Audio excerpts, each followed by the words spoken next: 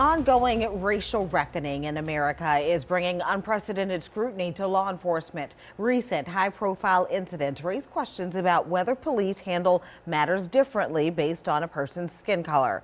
The NOPD faces some of the same questions. Are cops on the street here in New Orleans applying the law fairly to people of color? And WDSU Investigates has looked into the most recent data from the NOPD, and what we found out might surprise you. Chief Investigative Reporter Greg LaRose has those numbers and the story of one man who says he frequently finds himself the target of unwarranted police stops. I feel like a lot of times I was getting pulled over for nothing. Ralph Martin is 27 years old and estimates he's been pulled over by New Orleans police more than 20 times since he was a teenager. Every time, he says, he's been asked for his driver's license, even if he's not driving. And he adds that he's been handcuffed while police check if he has any warrants. Best thing to do is just comply. Yes, officer. Okay, officer. Like, all right, officer. You got that, officer. Thank you, officer. And go about your business. Ralph Martin does not have a felony record. Still, he says he's careful about who he hangs out with and when he leaves his house. Seldom does he go out at night. Ralph thinks the only reason he's pulled over so often is because he's young, black, and has dreadlocks. And he wonder why we be mad, why we don't like the police, because y'all be messing with us for nothing. They ain't even doing nothing. They don't be doing nothing. Numbers suggest Martin isn't alone. The federal consent decree that includes reform requirements for the NOPD calls for annual reports on police stops. The data must include a breakdown of subjects stopped by race and ethnicity. In 2015, 69% of the people NOPD stopped were black. That figure increased 2 out of the 3 following years to 74%. Keep in mind, black people make up 60% of the city's population based on the latest census figures. It shows clearly that African Americans are being stopped above their population percentage. So you could say it's slightly out of whack with that. Whites account for just over 1/3 of people who live in New Orleans. In 2018, they accounted for 22% of police stops, a figure that's trending downward. By far, the largest share of NOPD stops are for alleged traffic violations.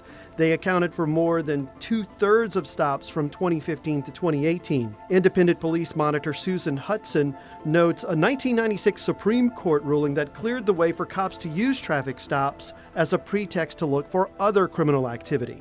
It really opens up the door to racial profiling, basically. So now an officer can kind of look and say, what about this person makes me think they might be doing something wrong, and follow them, find a reason to stop them. When we asked NOPD about its high stop rate for black subjects, it pointed out the far lower arrest rate. The rate of black people arrested is slightly higher than whites, but because so many more black people are stopped in New Orleans, their arrest count is far higher. It was 4 times higher than white arrests in 2018. What we're seeing in our community and nationally is a lot of frustration about police interacting with our citizens, particularly our black citizens, making assumptions about them and searching them without justification. And that needs to stop. Public defender Colin Reingold says his colleagues often have to raise concerns in court that their clients are searched without cause.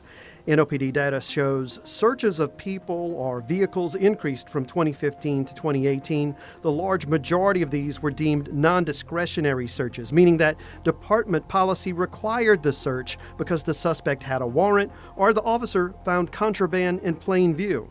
It's concerning to us the ways in which officers are able to stop and frisk without any reason and essentially harass members of our community without probable cause. The 3 New Orleans neighborhoods with the highest number of stops in 2018 were Central City, the CBD, and the French Quarter, the same order as the year before. The independent police monitor says her office has received complaints about police interactions in the city's oldest neighborhood. We always hear from African Americans that there's this unwritten law that African Americans are going to be checked and stopped and whatnot in the French Quarter. The most recent data we have on NOPD stops comes from 2018. In the interim, the federal consent decree monitor has been keeping tabs on the department. It issued a special report this summer after viewing a week's worth of police video from body-worn and in-car cameras. It came from task force officers in 4 NOPD districts.